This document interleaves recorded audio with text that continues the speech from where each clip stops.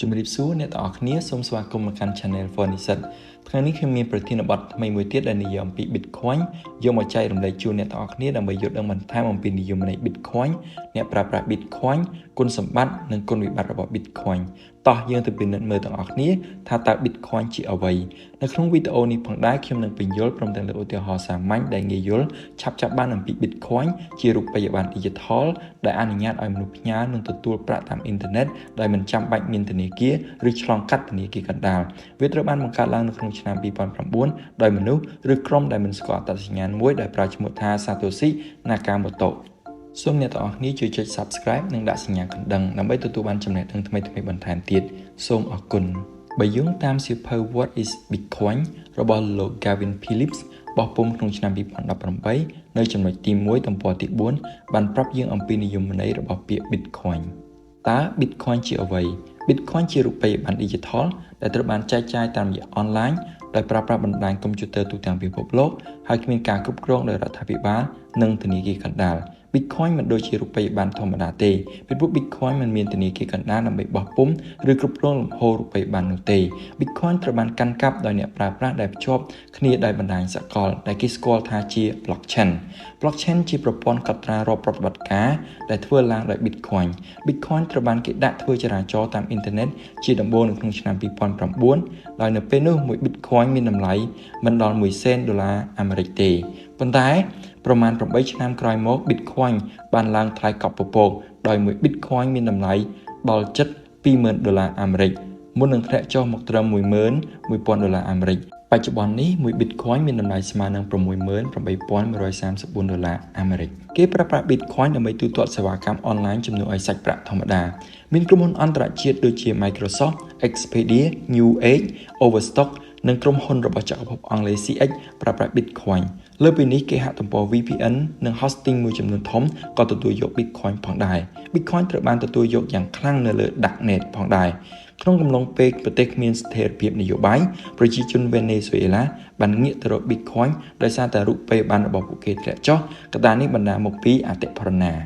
ដូចគ្នានឹងបច្ចេកវិទ្យាជាច្រើនផ្សេងទៀតការប្រើប្រាស់ Bitcoin ក៏មានគុណសម្បត្តិនិងគុណវិបត្តិផងដែរខាងក្រោមនេះជាគុណសម្បត្តិនៃការប្រើប្រាស់ Bitcoin ទី1សេរីភាពអ្នកប្រើប្រាស់អាចផ្ញើនិងទទួល Bitcoin គ្រប់ទីកន្លែងក្នុងពិភពលោកដោយមិនគិតគូរពីរូបិយប័ណ្ណក្នុងស្រុកទី2វិមជ្ឈការមិនមានធនាគារកណ្ដាលណាមួយដើម្បីគ្រប់គ្រង Bitcoin ថ្មីនោះទេអ្នកប្រើប្រាស់ទិញយក Bitcoin ថ្មីដោយប្រើប្រាស់កុំព្យូទ័រមានន័យថាអ្នកប្រើប្រាស់គ្រប់គ្រងបណ្ដាញទី3តម្លាភាពការកត់ត្រារបស់ Blockchain ដែលគាំទ្រ Bitcoin អាចរកបានសម្រាប់អ្នកដែលចង់ទាញយកវាបច្ចុប្បន្នវាមានទំហំជាង145 GB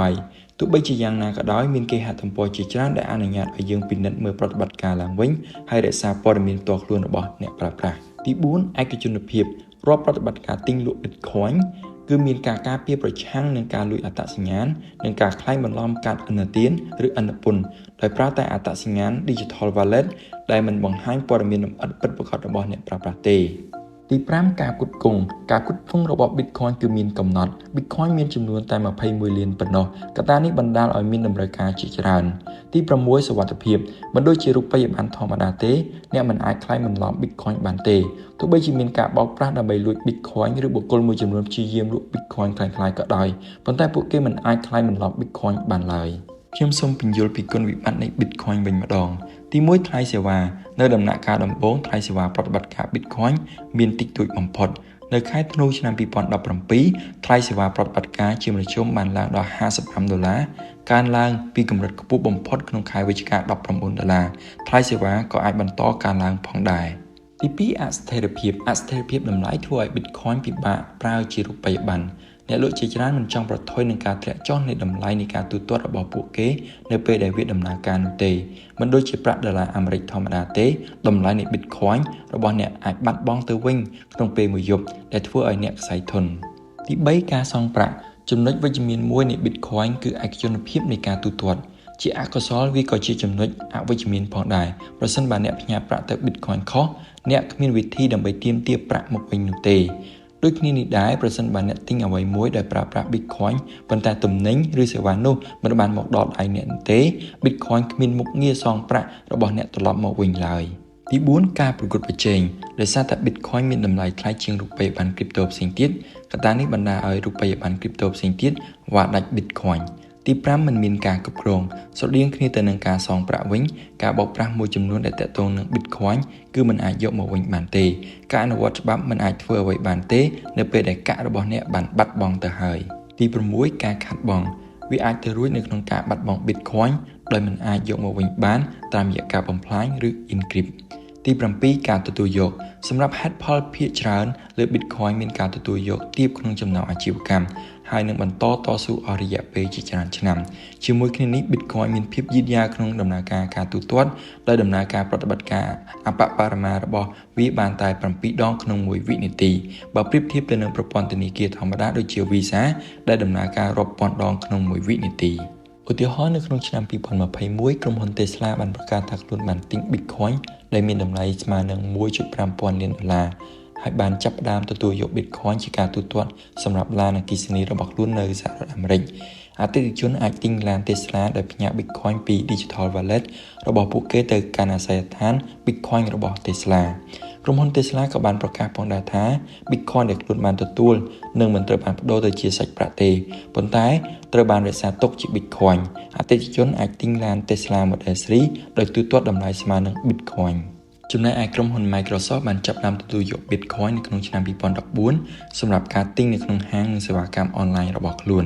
អតិថិជនអាចប្រើ Bitcoin ដើម្បីបន្ថែមប្រាក់ទៅក្នុងគណនី Microsoft របស់ពួកគេនិងទិញដូចជា game នៅលើ Xbox កម្មវិធីនៅក្នុង Microsoft Store ភាពយន្តឬខ្លឹមសារ Digital ផ្សេងៗសរុបជារួមមក Bitcoin ជារូបិយប័ណ្ណ Digital ដែលត្រូវបានចែកចាយតាមរយៈអនឡាញដោយប្រើប្រាស់បណ្ដាញកុំព្យូទ័រទូទាំងពិភពលោកដោយគ្មានការគ្រប់គ្រងដោយរដ្ឋាភិបាលនិងធនាគារកណ្ដាល